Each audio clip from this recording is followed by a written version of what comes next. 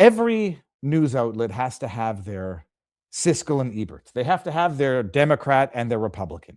Even CNN has its, I say, token conservative, token smart guy, Scott Jennings, who makes all of the other Democrats look like idiots, even on CNN. Fox News has to do the same thing, and they've got their token Democrat who lives up to the Democrat stupidity. What's amazing is, and I was saying this jokingly in our vivabarneslaw.locals.com community beforehand, before I even knew who Jessica Tarlov was, I was prone to like her. She reminds me of a girl I went to elementary school with, Michelle. I won't say it anymore. Michelle, if Michelle is watching right now, I don't think anybody I went to elementary school is watching me right now.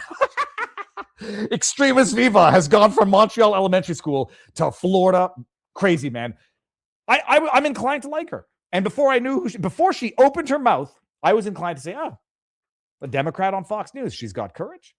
She's going out there presenting the opposite side in the lion's den. Every time she opens her mouth, stupidity comes out. Every time she opens her mouth, dishonesty comes out. Jessica Tarlov has now earned the nickname Tardov. I call her Jessica Tardov. And here she's talking about the shooting of Alex Pretti.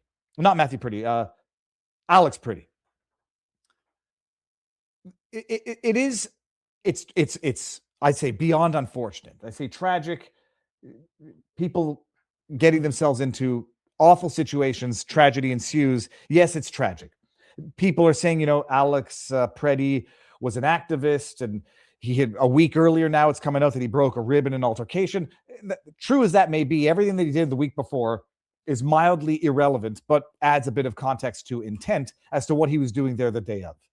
Before we bring that one in, actually, I want to bring in another one before we get there. You have people are going a little hard now on Megyn Kelly, but that might be for other political reasons. Mario Nafal, who I have no problem with Mario, tweets this in response to Megyn Kelly. Let's hear what Megyn Kelly has to say first. I know I'm supposed to feel sorry for Alex Pretti, but I don't. Do you know why I wasn't shot by Border Patrol this weekend? Because I kept my ass inside and out of their operations. It's very simple. If I felt strongly enough about something the government was doing that I would go out and protest, I would do it peacefully on the sidewalk without interfering via a whistle, via shouting, via my body, via any other way. A billboard? I would make my objections known by standing there without interfering, because interfering is where you go south. And laying hands on a police officer trying to, or Border Patrol officer or ICE officer trying to conduct a law enforcement operation is a felony. And now you are going to get arrested. And if you do anything that resembles resisting, you're in serious trouble. I know I'm supposed to feel sorry for. I guess the callous part is saying she doesn't feel sorry for. I've told this story when we were growing up, and anytime we would hurt ourselves doing something stupid, my father would rub his stomach and say "machaya," which was like an old Yiddish term for "you got what you deserved." And did you learn? My motto is, did you learn? What did you learn? Like Stewie from the Family Guy. Hey, I'll trade you that baseball I'll trade you the bat for the baseball. And then he whacks him over the head with the baseball bat and takes the ball back. What did you learn? What did you learn? I feel bad for the guy. I feel bad for people who don't feel bad for themselves. He did something tremendously stupid and suffered the irreversible consequences as a result. He says, I like Megyn, but honestly, I don't understand this argument. And I haven't been in there to see what the replies are. The argument is that you don't interfere with law enforcement operations. Agree with it or disagree with it, this is the argument.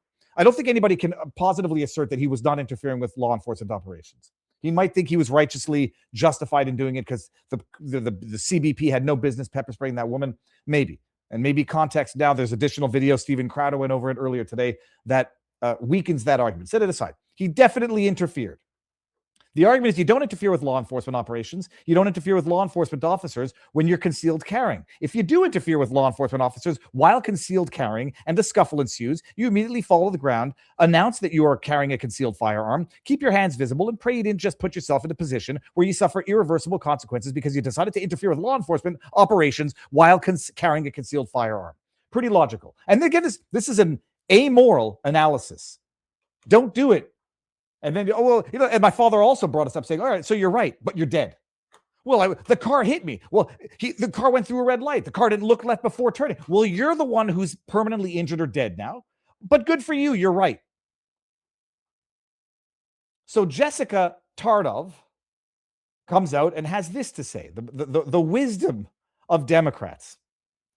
And the president. Have you seen the body cam video? I was unaware you had. You know what? It's going to exonerate all the agents. You're completely right. Stephen Miller saying an assassin tried to murder federal agents, and this is your response. And JD Vance retweeting it says something about where this administration is and how they're considering it before and after the murder of Alex Pretti. And this, but I'll pause it there. It's that's the only quasi-legitimate point that she did make, which is based on early reports. He had a lot of people repeating, even if you think it was a justified shoot, information that was inaccurate description of what actually went down. But let's get into the Tarlov part of this. This will go down in history as a turning point for this. Greg Bovino wouldn't be leaving tomorrow if an innocent person wasn't killed. And the double standards that are being employed for how you have to behave versus how these agents have to behave is mind-boggling to me. Kyle Rittenhouse was a conservative hero, right? For walking into a protest, actually brandishing a weapon. But this guy who had a legal permit to carry and already had his gun removed, to some people, I guess, is some sort of instigator when he was actually going to help a woman who had been pushed down and tear gassed by ICE. We have the right to protest. That should be upheld and respected, and it is not being. They Jessica, were not. Did you call? First of all, she just acknowledged that he was interfering with operations. Now, she might think that the operations were abusive, that he was helping a woman who got pepper sprayed by putting his hands on CBP officers while concealed carrying without announcing it. But the comparison to Kyle Rittenhouse is stupid. I would say it's dishonest, but it's so beyond the pale of dishonest that you'd have to be stupid to think anybody would be dumb enough to fall for it if it were dishonesty. Kyle Rittenhouse was open carrying. Now, some of you might say, well, that's a distinction without a difference. It's not when it comes to the officer's knowledge of what's going on in a situation. If they see that you are carrying a rifle, they know it. It's baked into the equation already. If they get into a kerfuffle with you, first of all, it probably won't happen because you won't get there. At least they know visually, they factored it in. It's baked into the cake. If they get into a kerfuffle with you and they didn't know that you were concealed carrying and they discover that in the course of the kerfuffle, shit's going to get real fast and you won't like it. So the first distinction is open carrying. Second of all, he only shot people as a last resort because they were literally trying to murder him. Literally. They weren't police officers either. They were pedophiles, they were criminals, and they were overall degenerate scumbags, literally trying to murder him. And so when he fired those rounds, it was a last resort to literally save his life from literal murder, from actual literal pedophile in one case and criminals in the other. When he saw law enforcement, he immediately surrendered. He approached them with his hands up in the air, off his firearm, announcing that he's got a gun. And that's how you surrender to police when you have a firearm in your possession without maximizing your chances of getting killed. So, Tarlov, thank you for allowing me to share my thoughts and distinctions of the comparison that you attempted to draw. Everyone in the room is now dumber for having listened to you. I award you no points, and may God have mercy on your soul.